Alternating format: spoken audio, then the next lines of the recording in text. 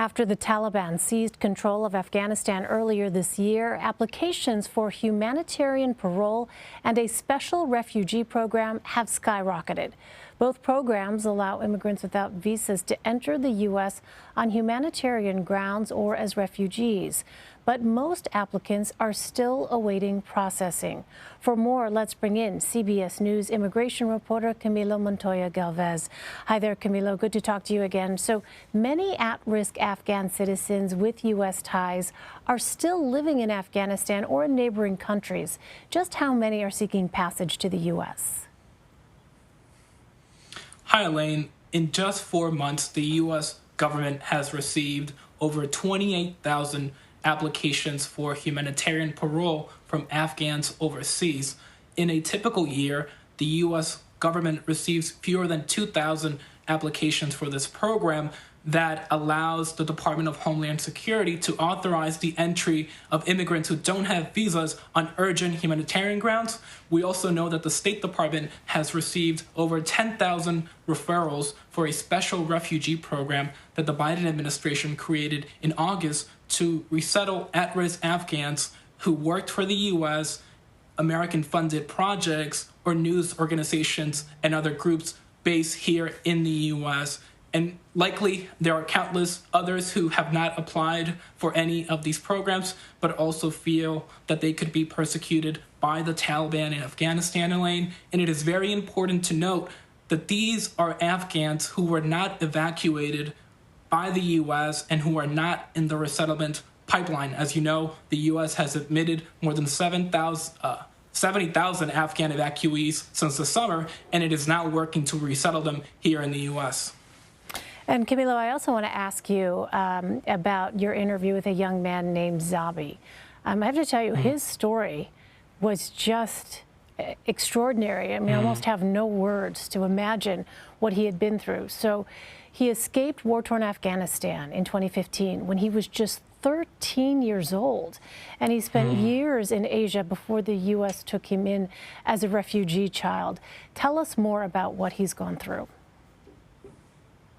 Yeah, Elaine, Zabi's story is pretty remarkable. As you mentioned, he escaped Afghanistan as a 13-year-old boy alone without any family members and crisscrossed Asia, including India, Malaysia, and Indonesia, where he slept on the streets of a city, where he was detained at a detention center for adult migrants, and where he ended up being sheltered at a housing facility for refugee children. He lived in Indonesia for 3 years until the U.S., which is the only country with a refugee program exclusively for unaccompanied children, took him in 2019. He quickly learned English. He graduated from a high school in Michigan and just started college this year, Elaine, where he's studying political science. But now Zabi finds himself trying to desperately save his family, who recently escaped Taliban-controlled Afghanistan and are now refugees in Pakistan. And what exactly is their status then right now? Yeah, so when the Afghan government collapsed in August, Zabi was attending his college orientation, and he lost contact, he told me, with his family for about a week. When he was able to communicate with them, he found out that they had fled to the border with Pakistan. He sold his car to help them make their way into Pakistan. They are now in northern Pakistan, where he's helping them rent an apartment. He has registered them actually with the UN Refugee Agency, which refers cases to the U.S. refugee program. But these cases typically take more than a year to process. That's why he also filed humanitarian parole requests on behalf of his mother, 3 sisters, and younger brother. So he's now hoping that the U.S. will approve these applications so his family can come here on a more expedited basis. But the bad news for Zabi and other Afghans overseas, Elaine, is that USCIS, U.S. Citizenship and Immigration Services, has approved just over 100 of the 28,000 humanitarian parole applications from Afghans overseas since July. Yeah, I want to ask you more about that in a minute, but you asked Zabi about his family's journey when they fled their homeland. Let's listen to what he had to say. They had to walk literally walk the mountains, walk to cross the border. And I think what they've gone through is worse than what I've gone through, and they deserve to live a normal life.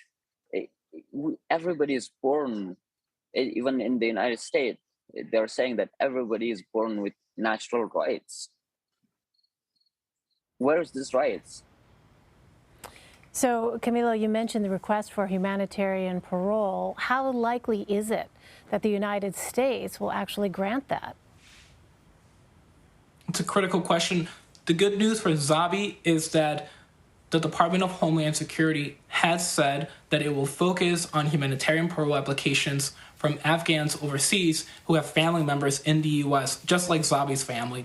However, the bad news in his case is that USCIS has not been able to approve a lot of these applications because it does not have enough caseworkers assigned to review these applications. The other complicating factor in this case, Elaine, is that Zabi, in order to bring his family to the U.S. under humanitarian parole, has to prove to the U.S. government that he will be able to financially support his family, remember his mother and four siblings actually, when they arrive. And he's a full-time college student. He is unemployed, and he told me that he might have to drop out and actually forego his studies as well as a full ride college scholarship to help his family. It scares him, he told me, but he knows the refugee journey and how hard it is for refugees in third countries. So he's willing to do that, he told me. Well, it's really, as I said, remarkable to hear about what it is that he has gone through. Camilo Montoya-Galvez, thank you so much for bringing that reporting to us. We really appreciate it.